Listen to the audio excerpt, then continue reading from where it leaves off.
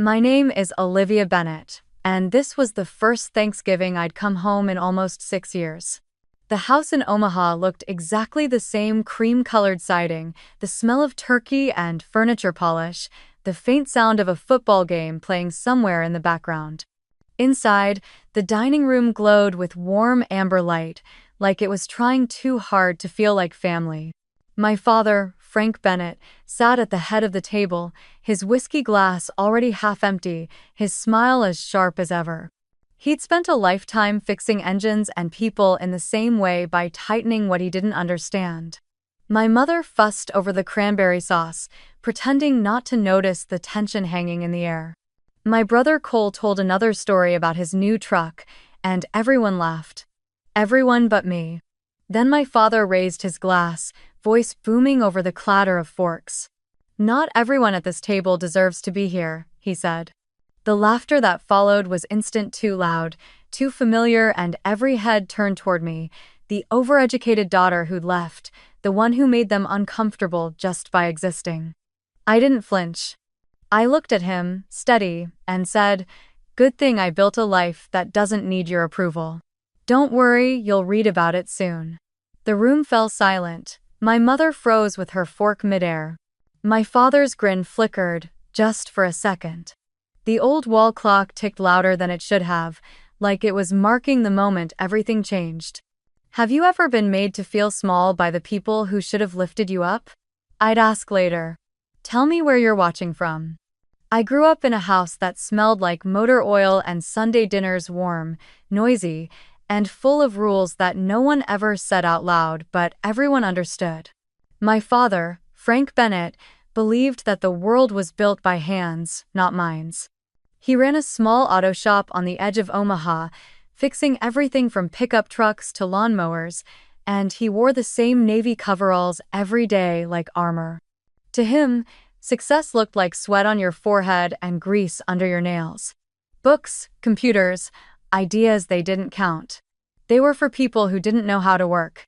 When I was little, I used to sit on the concrete floor of the shop, swinging my legs while he worked.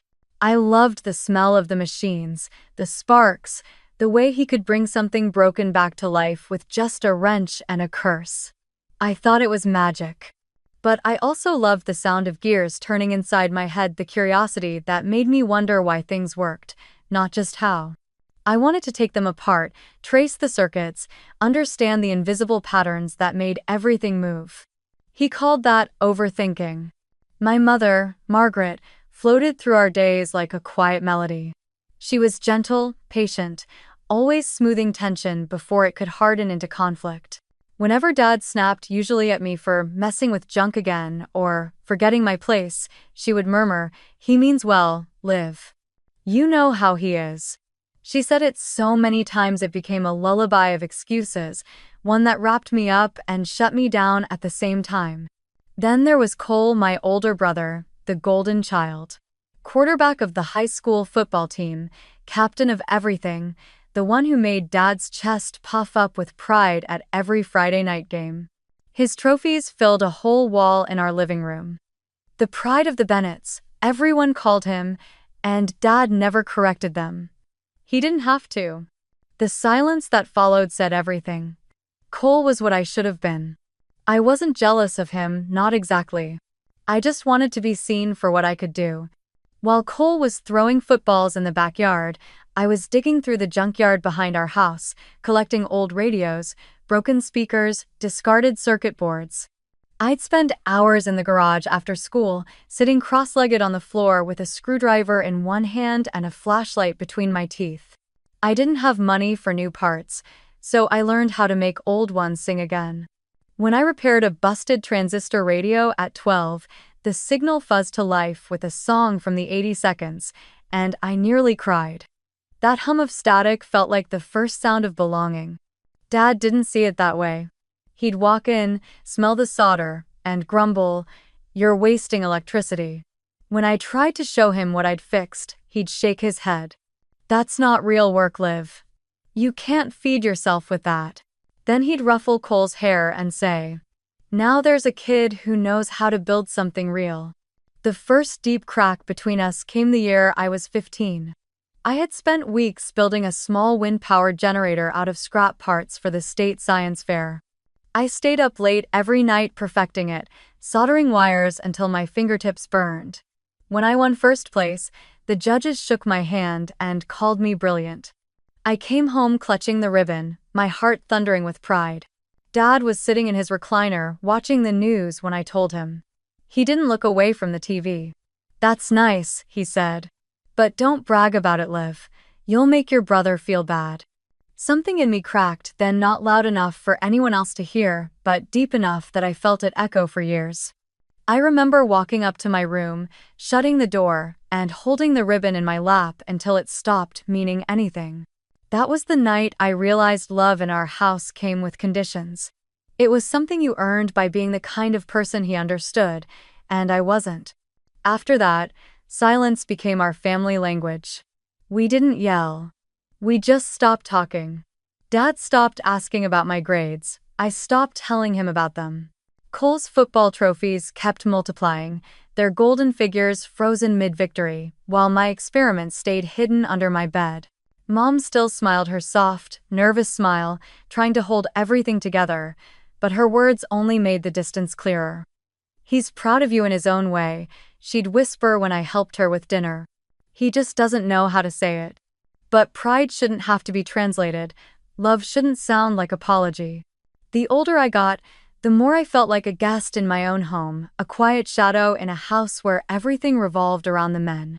I learned how to disappear in conversations, how to bite my tongue before asking too many questions, how to turn curiosity into silence so it wouldn't be mistaken for defiance. But every night, when the house went still and the crickets took over, I'd sneak back into the garage with a flashlight and my pile of broken machines. There, under the low hum of the fluorescent bulb, I felt free. That garage became my sanctuary, the one place in the world where my hands could move without judgment, where the sound of solder touching metal drowned out the words I'd stopped saying. I didn't understand it back then, but every screw I tightened, every spark I coaxed back to life, was my way of building something my father could never take apart. The garage behind our house wasn't much, just a square box of concrete with rusted shelves, a cracked window, and a single yellow bulb that flickered like it was deciding whether to keep trying. In winter, the cold bit through my sleeves, and my breath came out in clouds that hung in the air before vanishing. But that space, with its smell of motor oil and dust, felt more like home than any room inside the house ever did. The floor was always littered with screws, old radios, and things no one cared about but me. It was chaos, but it was my chaos. I built my first circuit board there when I was 16. It wasn't perfect, the solder joints were uneven, the wires crooked, but when I flipped the switch and saw a tiny red light flicker to life, I felt something I hadn't felt in years. Control. For once, the world responded to me. I didn't have to ask for permission or approval. I could build something out of nothing and make it listen. That yellow bulb became my sun, the hum of the power supply my heartbeat. One night, while rummaging through a box of old tools, I found my grandfather's pocket watch. The glass was cracked, the minute hand frozen at 12:47. Dad used to keep it in his drawer, calling it junk from another time. But when I held it, I felt its weight like it carried a story still trying to move.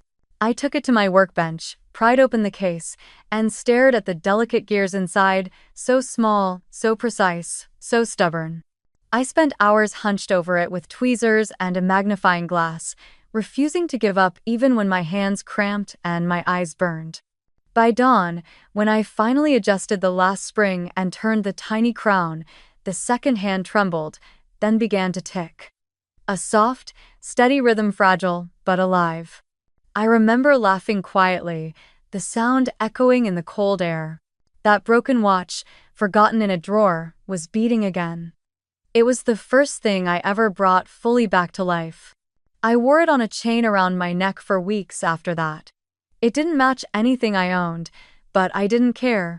Every tick reminded me that I could make something move forward, even when everything around me stood still. That was the night I made myself a promise. I sat on the cold concrete floor, the pocket watch in my palm, and whispered, "If I can't make them proud, I'll make time itself listen." The words came out small, almost like a prayer. The next day, Dad walked past the garage and saw me working. He shook his head. "Still playing with your toys, Liv?" he said. I wanted to tell him that I'd fixed something he'd thrown away, that I'd made it tick again. But I didn't. I just smiled faintly and said, "Yeah, just playing." Because I knew he wouldn't hear it anyway. He didn't speak the language of quiet miracles. After that, the garage became my world. Every night after dinner, I'd sneak out with a thermos of cocoa and work under that yellow light until I couldn't feel my fingers. The air would buzz faintly from the old power outlet, and sometimes, when I'd been up too long, I'd imagine the machines whispering back to me. "Keep going," they seemed to say. "You're close." Die, Liz. I filled a notebook with sketches of inventions I wanted to build: tiny engines, robotic arms, sensors that could move on their own. None of them looked like much, but to me they were proof that I could dream without permission. Each page was another rebellion against smallness. Sometimes, when the wind was strong, I could hear the faint sound of the high school stadium from across town, the crowd cheering for Cole's team. The noise always came in waves, sharp and distant. It used to make me feel invisible. But as the watch ticked in my pocket and my soldering iron glowed, I realized I didn't need to be in that stadium to matter. My victories were smaller, quieter, but they were mine. I remember one night, I stood at the garage door, looking out at the frozen yard, the lights from the house flickering behind the curtains. Everyone inside was laughing, probably about Cole's latest touchdown, maybe about me. I smiled anyway, a little sad, a little proud. Then I whispered to the dark, "One day, I'll build something that moves the world even if they never see it." The words didn't echo, but they didn't need to. The garage heard me. The machines heard me. And so did time. The watch in my palm ticked on, slow and steady, like it agreed. The letter came on a Tuesday afternoon, tucked between a pile of bills and a hardware store catalog. I almost missed it. The envelope was thin and white, stamped with the blue seal of the Massachusetts Institute of Technology. I didn't open it right away. My hands were shaking too hard. For a moment, I just stood in the kitchen, staring at it, hearing the faint tick of my grandfather's pocket watch in my jacket pocket like a heartbeat reminding me to breathe. When I finally tore it open, the words blurred before they even made sense. "We are pleased to inform you that you have been awarded a partial scholarship to MIT." I read it again and again, whispering the words out loud just to be sure they were real. A partial scholarship. I had done it. I ran outside to the garage, letter in hand, like it was proof of something I'd been trying to say my entire life. Dad was out front, leaning against his truck, oil on his hands, radio humming old country songs. "Dad," I said, breathless. "I got in, Mitt. On a full scholarship." "Oh, love." He didn't even look up at first. "MIT?" he repeated, wiping his hands on a rag. "That's for people with money and no sense." "It's a full ride," I said quickly. "They're covering tuition, all of it. I'll work for housing, I'll figure it out. It's a chance, my chance." He laughed once, low and sharp. "A chance for what? To waste 4 years pretending you're better than the people who raised you?" My throat tightened. "It's not about that. It's about what I can build, what I can learn. This is what I've worked for." He tossed the rag onto the hood of the truck. "You think I care about those toys you build in the garage? That's not real work, Liv. That's daydreaming. MIT doesn't make people like us, it eats them alive." I felt something heavy slide down inside me, like a door closing. "I can handle it," I said quietly. "I've handled everything else." For a second, he just stared at me like he was trying to see the child he used to understand but couldn't find her anymore. Then he said, almost softly, "You're on your own. You want to chase this fantasy? Fine. But don't expect this family to pick up the pieces when it falls apart." Behind him, the light from the setting sun hit the windows, turning everything gold except his eyes. They were hard, unblinking. I wanted to believe he didn't mean it, that he was just scared for me in his own way, but deep down, I knew this was final. Mom was standing by the doorway, her hands clutching a dish towel, knuckles white. She didn't say anything. Just watched us, her face pale with something between fear and heartbreak. When I turned to her, she gave me that small, tremulous smile I'd known my whole life. "He doesn't mean it, Liv," she said. "You know how he gets." I nodded because it was easier than telling her that this time, he did mean it. That night, I packed quietly. I didn't have much, just 2 suitcases, a stack of notebooks, and the pocket watch. I couldn't sleep, so I sat at my desk, staring at the letter again under the lamp. The words, "Congratulations," and "We look forward to your contributions," glowed faintly in the yellow light. I thought about the garage, about the small red light on my first circuit board, about the night I whispered that I'd make time itself listen. Maybe this was time's answer. In the early morning, I heard the creak of the floorboards, Mom, moving softly down the hallway. She knocked on my door, then opened it halfway. Her eyes were red. She held out a paper bag. "Sandwiches," she said, voice shaking. "For the bus, and an apple. You'll need to eat." I took it and tried to smile. "Thanks, Mom." She hesitated, then stepped forward and hugged me. It was quick, almost clumsy, but warm. When she pulled away, she whispered, "You have your grandfather's hands, you know. He would have been proud." Then she left before I could answer. When I stepped outside, the morning was cold enough to sting. The bus stop was 2 blocks down. I dragged my suitcase through the frost, the wheels bumping over the cracks in the pavement.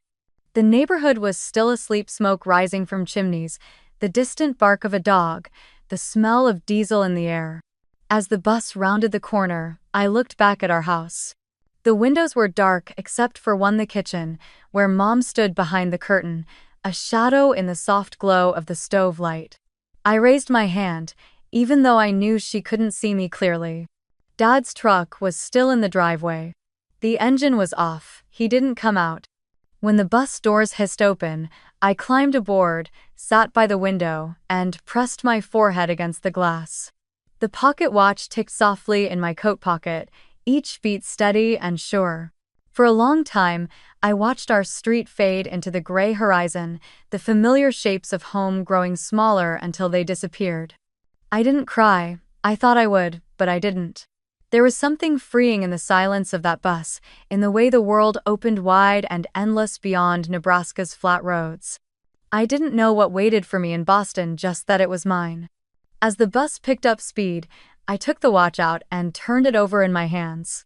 Its face caught the weak morning light, the second hand ticking with perfect rhythm. "We're going," I whispered. "Let's make it count."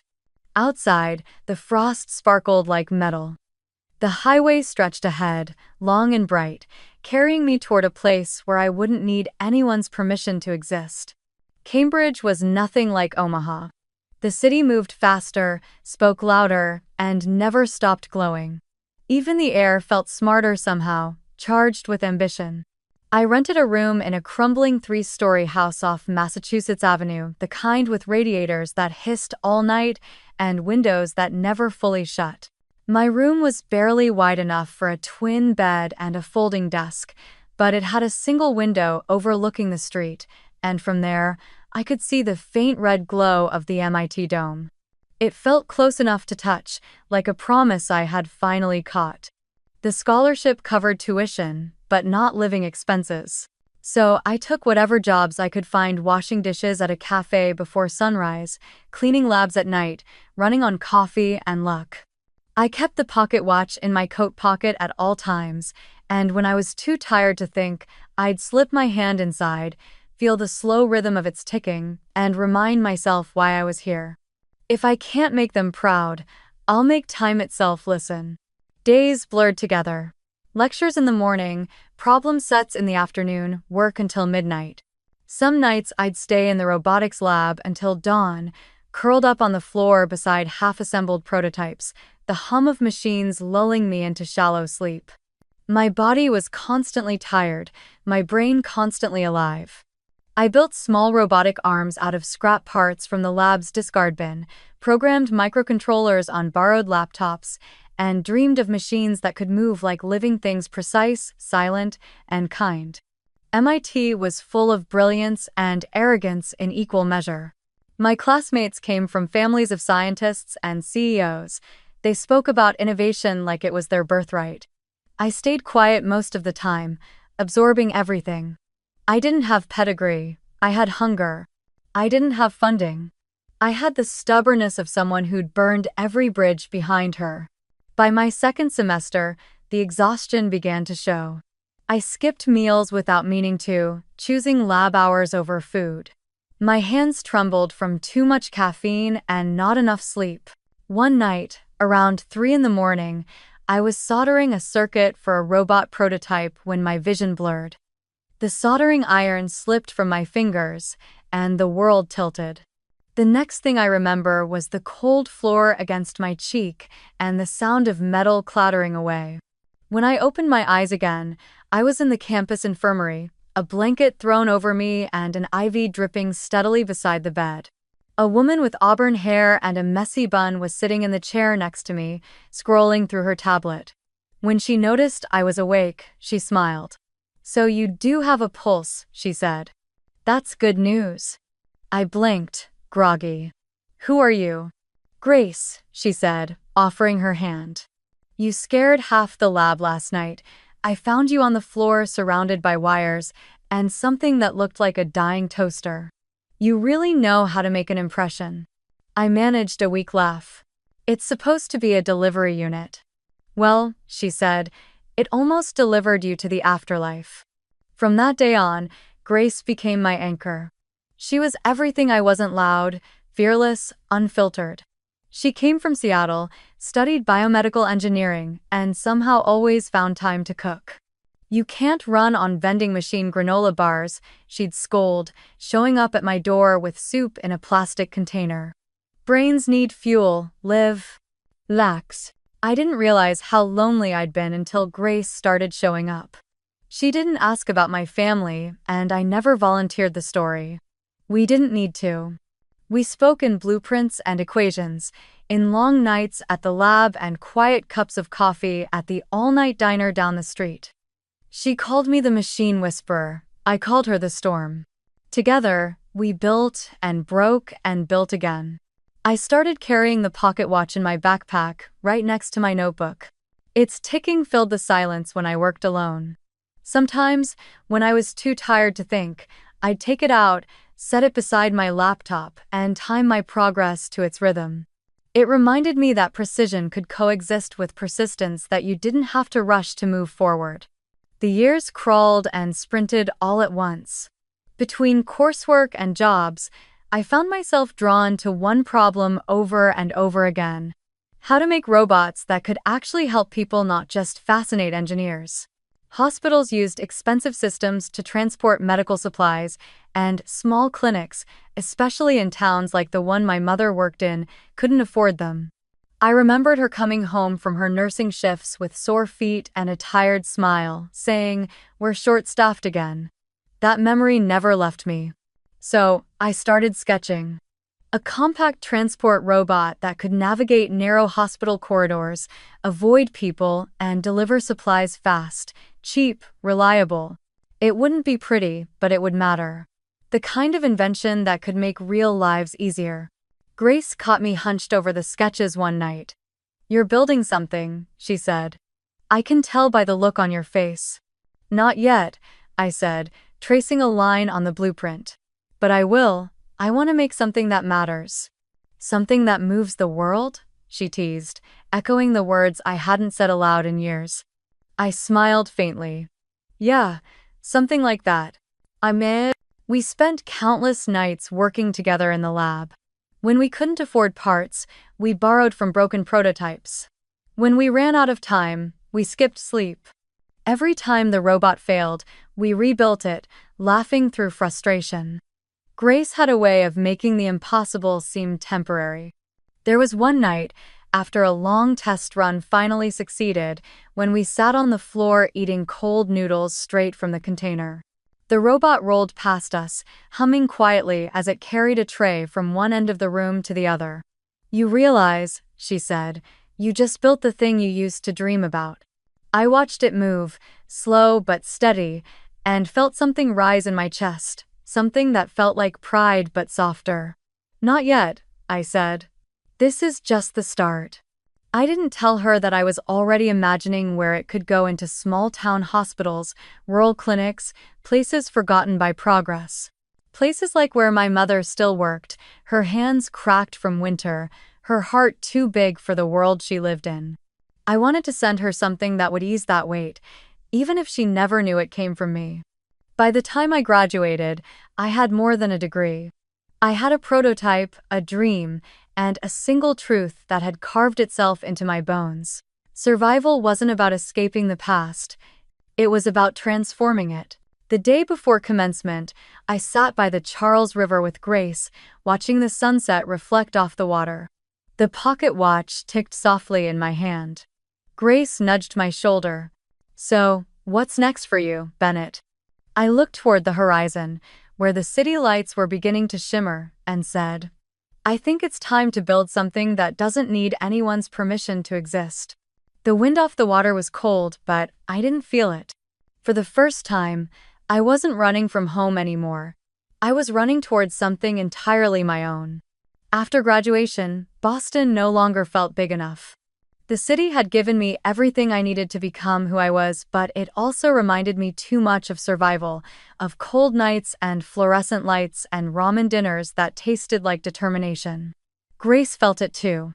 One night, over coffee in a quiet diner near Kendall Square, she said, "What if we stop building other people's dreams and start building ours?"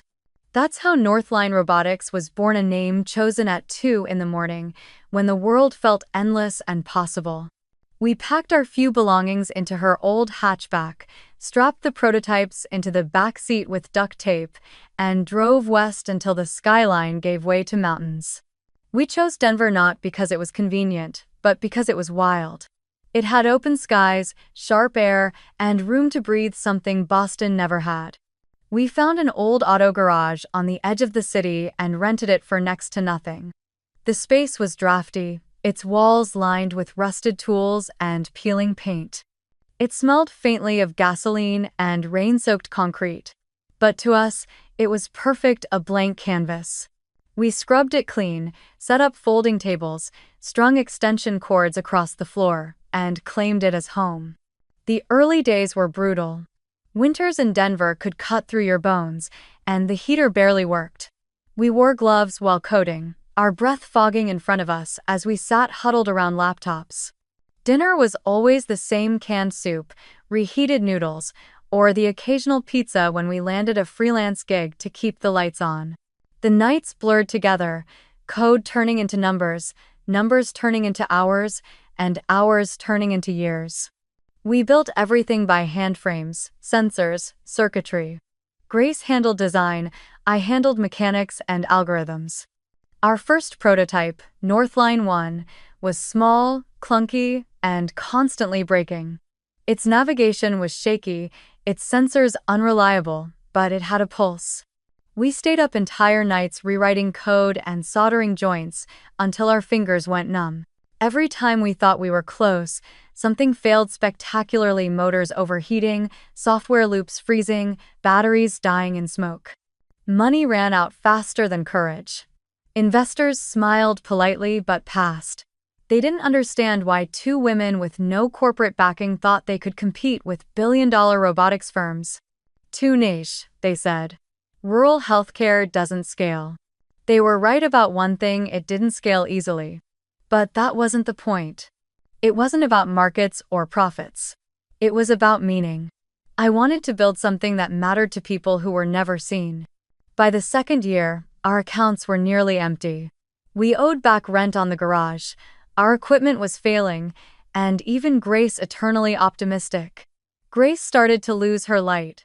One night, she slammed her laptop shut and said, "Maybe they're right, Liv, maybe no one's waiting for this." I didn't answer. I just stared at the old pocket watch sitting on the workbench beside me. It was still ticking, steady and patient, like it always had. I thought of my father's voice, "MIT is for people with money and no sense." Then I thought of my mother's tired hands, her hospital shifts, her quiet strength. I looked at Grace and said, "Someone is waiting. They just don't know it yet." The next morning, I wired every last dollar from my personal savings into the company account. Grace didn't find out until later, when she checked the books and froze. "You put in everything?" she asked. "Everything you had?" I nodded. "If we're going down, I'd rather do it building something real." She stared at me for a long time, then exhaled. "Okay," she said finally. "Then let's make it count." A month later, a hospital in rural Montana reached out.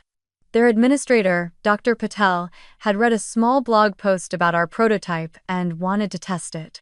"We can't afford the big commercial systems," she said over the phone. "But we'll take anything that works." Grace and I packed up Northline 1, wrapped it in blankets, and loaded it into a rented van. The drive took 16 hours through snow-covered plains and mountain passes. By the time we arrived, the sky was lavender with dawn. The hospital was small, 2 floors, 20 rooms, a handful of nurses who looked more tired than paid. We spent 3 days setting up sensors and mapping the hallways. The staff watched us curiously but didn't expect much. When the first trial run began, I held my breath. The robot whirred softly, rolled down the hall, turned at the first corner, and for once, didn't crash. It carried a tray of lab samples from the nurses' station to the diagnostics wing without a single error. The nurses clapped, half in disbelief. By the end of the week, Northline 1 had completed over 200 deliveries. Supply turnaround times dropped, costs plummeted, and nurses who once spent hours running errands now had time to sit with patients. Dr. Patel called us into her office on the final day. "You didn't just save us money," she said. "You gave us time." On the drive back to Denver, neither Grace nor I said much. The snow came down in slow sheets, catching in the headlights. Halfway through Wyoming, she looked at me and said, "We did it, didn't we?" I smiled faintly, my eyes still on the road. "Barely," I said. "But barely counts." The next morning, a local Montana newspaper ran a small story titled, "Engineer Builds Robots for Rural Healthcare." It wasn't a national headline, it wasn't front-page news, but it was something. The first time I saw my name in print, I didn't feel triumphant. I felt still, like a clock that had finally found its rhythm. The article spread quietly first among medical forums, then local tech circles, then small-town hospitals that were desperate for affordable solutions. Emails began to arrive slowly at first, then dozens at a time. "Can we test your model? Can we license your design? Can you teach us how it works?" Within 6 months, we had more orders than we could handle. Grace cried when the first real check cleared. I didn't cry. I just stood in the middle of our cold garage, the robot humming softly beside me, and whispered, "They don't see me, but the world will." And it did. By the end of the year, Northline Robotics had expanded into a proper workspace. The walls were clean now, the lights bright, the floors warm. But I kept that old pocket watch on the shelf above my desk, still ticking away the hours. It reminded me that I hadn't escaped my past, I had transformed it into motion. Every tick was a small defiance against every voice that said I couldn't. Sometimes, at night, when the lab went quiet and Grace had gone home, I'd sit alone and listen to that sound, the faint, steady heartbeat of everything I'd built from the wreckage of what I'd left behind. And every time it clicked, I heard the same promise I made years ago in the cold of my father's garage. If I can't make them proud, I'll make time itself listen. Now, it was listening. So was the world. 3 years later, the world finally caught up to what we'd built. Northline Robotics had grown from a cold garage into a real company, 30 employees, multiple hospital contracts, and a clean glass office downtown with our name etched on the door. I'd learned how to speak the language of investors, how to stay awake through 18-hour days, how to smile for cameras even when I hadn't slept in 2. Grace called it success. I called it survival with better lighting. When the email came from Forbes, I almost didn't open it. The subject line read, "Congratulations. You've been selected for the 30 under 30 inches healthcare." I stared at it for a long time before clicking, half expecting it to be a mistake. It wasn't. They wanted to feature our work on robotic systems for rural hospitals, the same dream that had started in a freezing Denver garage, now printed in a glossy magazine that used to sit untouched on my father's coffee table. The ceremony was held in San Francisco, all marble floors and glass chandeliers. Cameras flashed, champagne flowed, and people introduced themselves with smiles that didn't quite reach their eyes. I wore a simple navy suit and a silver watch. The pocket watch was too old for nights like this, but I kept it in my purse anyway. It ticked faintly, grounding me. During the live interview, under the blinding stage lights, the reporter leaned forward and smiled. "Olivia Bennett," she said brightly. "Your company has helped hospitals across 5 states. That must feel incredible. Tell me your family must be so proud, right?" The question hit harder than I expected. It wasn't cruel. It was casual, innocent even, but it landed exactly where it hurt. The studio lights blurred for a second. I smiled, because that's what you do when you can't afford honesty. "They're probably busy," I said lightly. "We don't talk much about work." The interviewer laughed politely, moved on to the next question, and the cameras kept rolling. I answered everything perfectly measured, articulate, unshakable. But inside, I could feel something small and familiar hollowing out a space in my chest. That night, I returned to my hotel room overlooking the bay.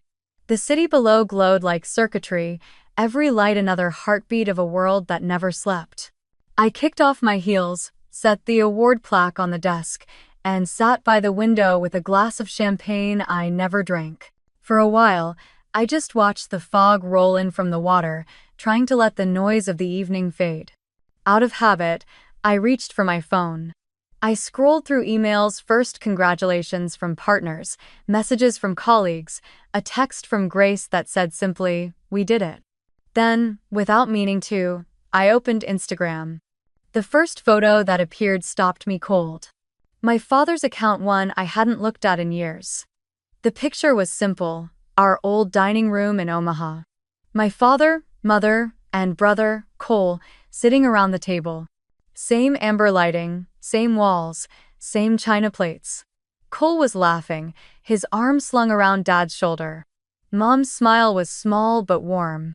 The caption read, "So proud of my boys." There was no empty chair in the picture, no hint that I'd ever existed at that table. I stared at it until the screen blurred. The sound of the city outside grew distant, like I was underwater. I set the phone face down and let the silence fill the room. The champagne on the nightstand caught the light from the window, tiny bubbles rising in slow, lazy motion, untouched. I leaned back against the cool glass and closed my eyes. This was supposed to be the moment that made everything worth it, the recognition, the validation, the proof. But instead, it felt hollow, like applause in an empty room. I had built everything I'd promised myself I would, everything they said I couldn't. And yet, the people I'd once wanted most to see me had never even looked up. I reached for my purse and took out the pocket watch. It was still ticking, steady and unbothered. For years, that sound had meant hope, momentum, progress, defiance. Tonight, it just sounded like time passing, indifferent to what I had built or lost. I set it on the nightstand beside the champagne, the faint reflection of the city lights glinting across its surface. Outside, the fog thickened, swallowing the skyline until only the faint glow of streetlights remained. I whispered into the empty room. "They don't see me, but the world will." The new apartment sat high above downtown Denver, its walls made almost entirely of glass. From where I stood in the living room, the Rockies stretched across the horizon like a memory that refused to fade.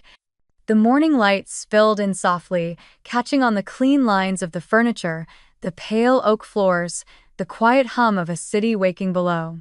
For the first time in years, I didn't hear machines, alarms, or footsteps in hallways, just air. Just silence. When I moved in, I promised myself I wouldn't fill the space with noise. No clutter, no chaos, no ghosts. The walls were bare except for 3 frames. My MIT diploma, the first Northline robotics blueprint, and a photo of the prototype that saved that Montana hospital. Between them hung the pocket watch, encased in glass. It still ticked, its rhythm soft and steady, a reminder not of struggle anymore but of arrival. The centerpiece of the apartment wasn't the view or the decor. It was the table. I'd commissioned it from a local craftsman who salvaged wood from abandoned barns in the mountains. 12 feet long, reclaimed walnut, with 12 identical chairs. No head, no end. Everyone equal. When it was delivered, the craftsman asked if I wanted to stain it darker, make it look more formal. I told him no. Let it keep its scars, I said. It's the only honest thing in here. That table became the heart of my home. Not for show, not for meetings or media interviews, but for something quieter solitude without loneliness. Some nights, I'd make a simple meal, just soup and bread, and eat in the soft glow of the pendant light hanging above it. Other nights, I'd spread out sketches for new prototypes, tracing ideas across its worn surface until dawn. There was a peace in that routine, a rhythm I had never known in the house I grew up in. I used to think success would sound like applause or recognition. But here, it sounded like the faint tick of the pocket watch and the whisper of wind against the glass. It was the kind of quiet you don't earn by running faster, it's the kind you reach when you finally stop. Sometimes I caught myself staring at that table for long stretches, imagining what it would feel like to have it full, people talking, laughing, no one trying to prove their worth, no one sitting lower or higher than anyone else. Maybe that was the real dream all along. Not robots or headlines or companies, but a seat at a table where everyone belonged. There were no family photos anywhere, not out of bitterness but out of truth. They didn't belong here.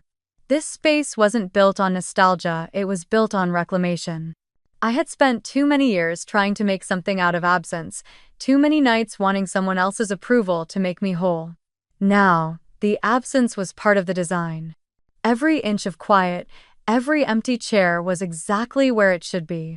When guests visited colleagues, new friends, the occasional journalist, they always commented on the view. "It must feel amazing to live up here," one of them said once. I smiled and replied, "It feels quiet, that's enough." At night, Denver glittered below like a field of stars that had fallen to earth. I'd turn off the lights, let the city's glow fill the room, and listen to the watch ticking softly on the wall. For years, that sound had been a measure of survival, counting the seconds between exhaustion and hope. Now, it was the sound of stillness, of time that didn't need to be outrun. Sometimes, when I caught the reflection of the mountains in the glass, I'd think about that old dining room in Omaha, the rigid table, my father's voice, the laughter that cut sharper than words. The contrast was almost surreal. There, I had learned to stay small. Here, I had learned to take up space without apology. I didn't build luxury. I built peace. And for the first time, it was enough. The message arrived on a gray Tuesday morning, the kind of day when Denver felt more like sky than city. 6 p.m. Thursday. "Mom misses you." Mom. Just that. No emojis, no pretense of small talk. 7 words that landed heavier than they should have. I must have read it a dozen times, the cursor blinking on the screen like a heartbeat. It had been years since I'd gone back to Nebraska, years since I'd stepped inside that house with its amber light and walls that could hold a grudge. I'd promised myself I wouldn't return unless I wanted to, and I wasn't sure if this counted as wanting. But "Mom misses you" was enough. It always had been. So Thursday morning, I packed a small bag, grabbed my coat, and started driving east. The miles blurred by in slow stretches of highway and empty plains, the mountains fading behind me like a memory I wasn't ready to let go of. The pocket watch sat on the dashboard, its steady tick filling the silence between radio static and wind. By the time I reached Omaha, dusk had settled over the streets, washing everything in the kind of pale orange that made even the ordinary look forgiving. Their house looked smaller now, like someone had pressed time down on it. The shutters still green, the porch light still flickering. For a moment, I just sat in the car, engine running, hands gripping the steering wheel. Then I turned it off, pocketed the watch, and walked to the door. Mom opened it before I could knock. "Liv," she said softly, the same voice that used to wake me for school. Her smile trembled, caught between guilt and relief. "You made it." I did. I tried to smile back. The warmth hit me first, the smell of turkey, cinnamon, and something faintly metallic, like memory. The dining room was just as I remembered, too much light, too little space to breathe. My father sat at the head of the table, same spot, same posture, older but unchanged. His hair had thinned, his shoulders stooped slightly, but his presence still filled the room like static. He looked up, surprise flickering across his face before he masked it with a tight smile. "Well," he said, "didn't think you'd actually come." "I almost didn't," I said, matching his tone. Cole was there too, sitting beside his wife, a broad grin on his face. "Liv, you wouldn't believe it, we just finished remodeling the house, built it ourselves. 4 bedrooms, garage big enough for both cars. Dad says it's the pride of the Bennetts." Of course he did. I smiled politely, let him talk. He filled the air with stories about Little League and mortgage rates, the safe kind of talk that kept everything else buried. I nodded in the right places, laughed when I was supposed to. Mom busied herself at the counter, her movements careful, as if one wrong sound might break the fragile peace. The conversation stayed light for most of dinner, but it was the kind of light that flickers before it burns out. Every word was layered with the things none of us were saying. My father asked about my machine company, in the same tone someone might ask about a hobby. My mother asked if I was eating enough. Cole offered to set me up with one of his friends who liked smart women. It was after the second bottle of wine that the air changed. My father leaned back in his chair, swirling the glass in his hand. His cheeks were flushed, his eyes gleaming with the kind of nostalgia that usually precedes cruelty. He raised his glass, voice booming like old times. "You know," he said, "not everyone at this table deserves to be here." The words hung there for a beat, heavy and familiar. Then the laughter came, soft at first, then louder, rolling across the table like the echo of another lifetime. Cole laughed because that's what he'd always done. His wife joined in. Even Mom gave a nervous, automatic smile, the kind that meant, "Please, let's not make this worse." All eyes turned to me. The clock on the wall ticked once. I set down my wine glass, carefully, deliberately, as if the act itself mattered. I looked at him, not angry, not wounded, just clear. "Good thing I built a life that doesn't need your approval," I said. My voice was calm, steady, unshakable. "Don't worry, you'll read about it soon." The laughter stopped instantly. The room went still, like someone had pulled the air out of it. My mother froze with her napkin in hand, eyes flicking between us. Cole cleared his throat, muttered something about dessert, but no one moved. My father's face hardened. He didn't speak, but his grip on the glass tightened until his knuckles went white. I stood slowly, my chair scraping against the hardwood. "Thanks for dinner, Mom," I said softly. "The food was good." They. She opened her mouth to say something, apology, maybe, but nothing came. I walked toward the door, the sound of my heels echoing through the silence. At the threshold, I turned once, just enough to see them frozen around the table. My brother looking down, my mother still clutching the napkin, my father's fork suspended midair, his mouth half open like a man about to defend something he no longer believed. Outside, the night was crisp and cold. The porch light flickered once, twice. I stood there for a moment, breathing in the quiet. The kind of quiet that used to hurt but now felt like freedom. Then I walked to my car, started the engine, and drove away without looking back. Through the rearview mirror, I saw the house shrink behind me, its windows glowing soft against the dark. Somewhere inside, the dinner would resume. The laughter would return, the same lines repeated, the same comfort built on silence. But not for me. For the first time, I wasn't leaving in anger. I was leaving because I finally understood. I didn't need to earn my place at that table. I had already built my own. A month later, the snow had settled over Denver like a soft white hush. The city lights shimmered beneath it, quiet and reverent, as though even the streets understood what time of year it was. I hadn't planned to do anything for Christmas. For years, the season had meant empty rooms, unanswered calls, and a calendar full of work to fill the silence. But this year felt different. Maybe it was the dinner in Omaha, the look on my mother's face, or maybe it was the realization that some wounds only stop bleeding when you stop waiting for someone else to heal them. Whatever it was, one morning in early December, I called Grace. "What if," I said, "we host a dinner?" She laughed. "A company dinner?" "No," I said. "Something real. Something for people who never get invited to the fancy ones." Den. 2 weeks later, the conference hall at Northline's headquarters was transformed. We cleared out the machinery, brought in long wooden tables, strung golden fairy lights from the rafters, and filled the air with the scent of cinnamon and roasted apples.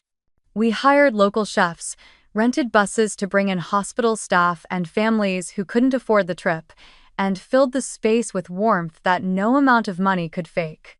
The guest list wasn't curated or elegant. It was human. Nurses from the rural hospitals our robots supported, patients recovering from long-term illnesses, a handful of single parents juggling medical bills, and a dozen children still fighting their way back from hospital beds. No media. No sponsors. Just people who deserved a night where the world felt kind again. When the doors opened that evening, the cold rushed in with laughter. Children ran toward the tables decorated with pine cones and silver ribbons. The nurses, still in their scrubs, shyly accepted mugs of cider. Music floated through the air, soft jazz, just enough to make the room feel alive but never loud enough to drown out conversation. I moved between the tables quietly, checking that everyone had what they needed. Grace had dressed up as Mrs. Claus, handing out wrapped scarves and gloves to anyone who came near. A local bakery had donated gingerbread cookies shaped like gears, her idea, not mine, and they disappeared almost instantly. Halfway through dinner, one of the older nurses, a woman named Karen, caught my hand. "You didn't have to do this," she said, eyes glistening. "I know," I said softly. "That's why it matters." The food was simple but perfect: roasted turkey, sweet potatoes, apple pie warm enough to melt the cold out of anyone. Laughter grew louder as the night went on, weaving through the music and the clinking of cutlery. It was the sound of belonging, raw and unpolished. I was pouring cider for one of the kids when I noticed a man with a camera at the door. Then 2 more. Local reporters, drawn by word of mouth. I hadn't invited them, but I didn't send them away either. Some stories don't need hiding. One of them, a young woman with a notepad and an earnest smile, approached gently. "Miss Bennett," she said, "we heard you organized this whole thing yourself. Would you mind telling us why?"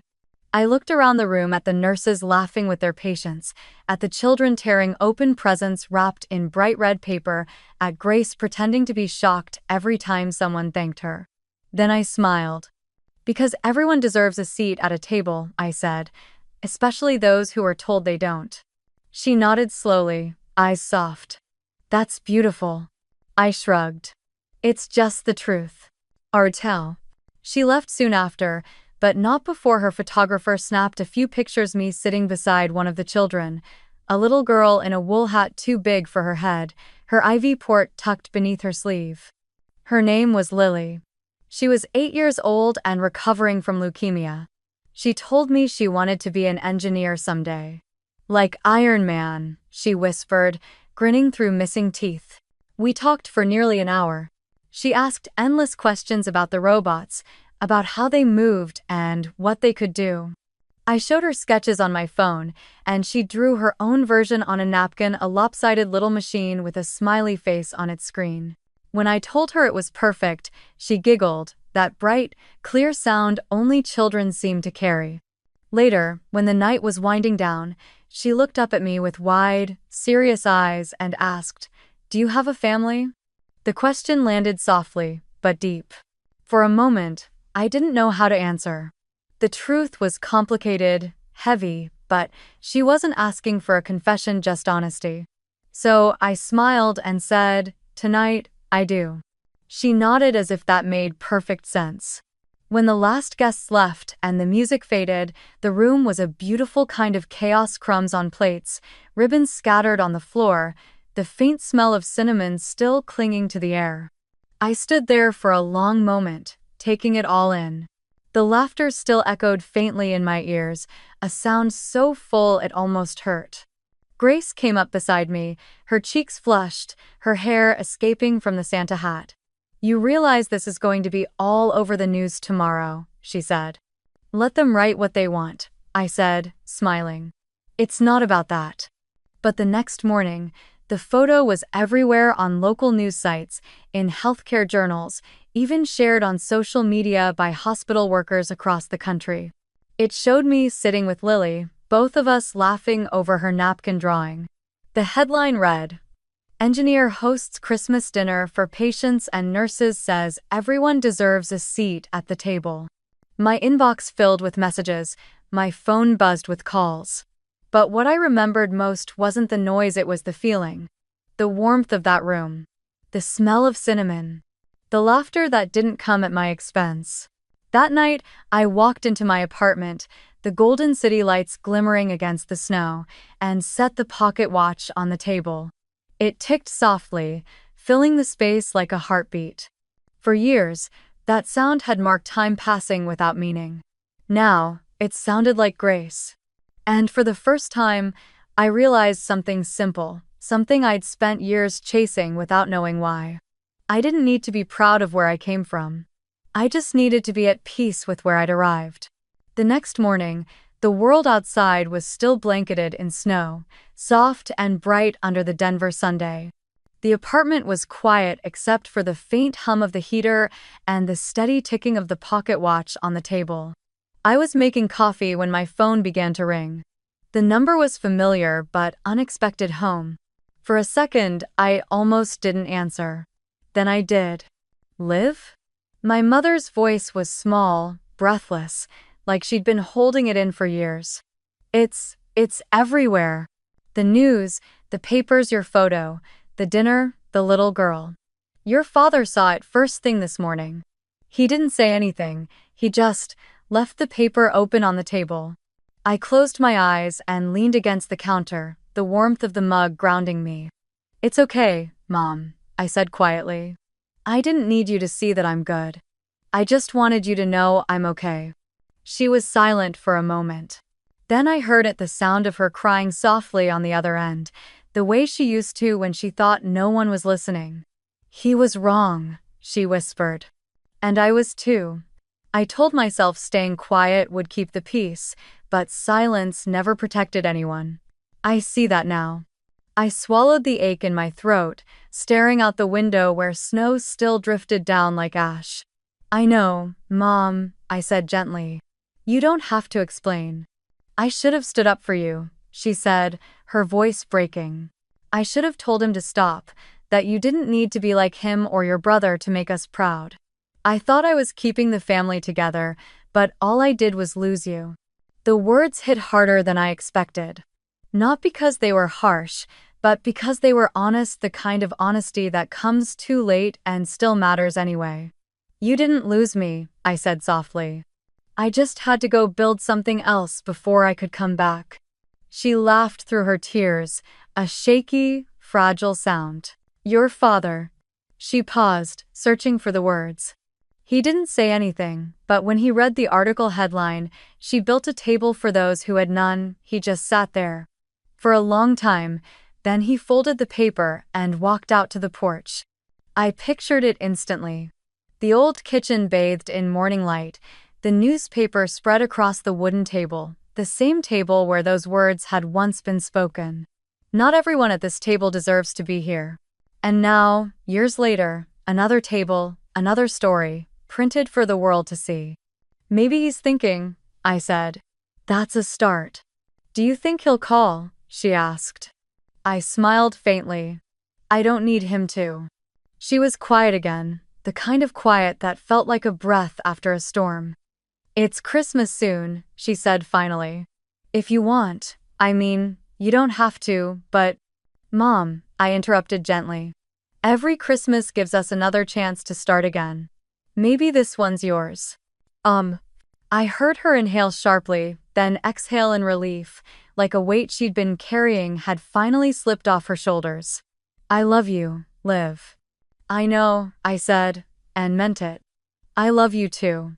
When the call ended, I stood there for a long time, the phone still in my hand, the apartment wrapped in the hush that follows forgiveness.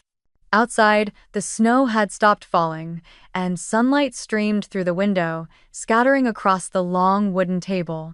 On it sat the folded newspaper, the Denver Post, its front page still visible. Engineer builds a table for those who had none. Beside it lay the pocket watch, its face reflecting the light, its steady tick echoing softly through the room. I sat down, running my fingers along the worn wood grain of the table, tracing its imperfections.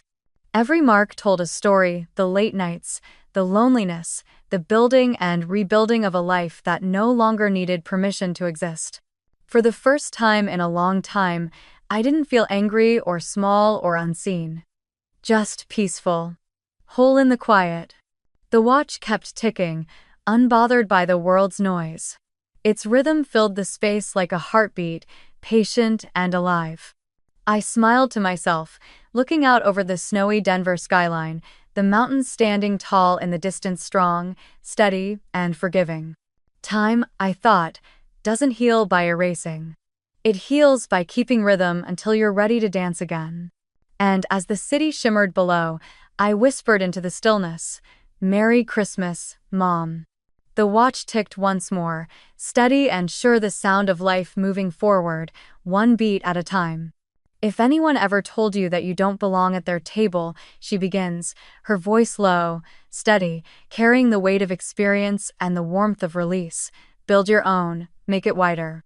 Fill it with the ones who are left standing in the cold, the ones who are told to wait their turn, to stay quiet, to be smaller.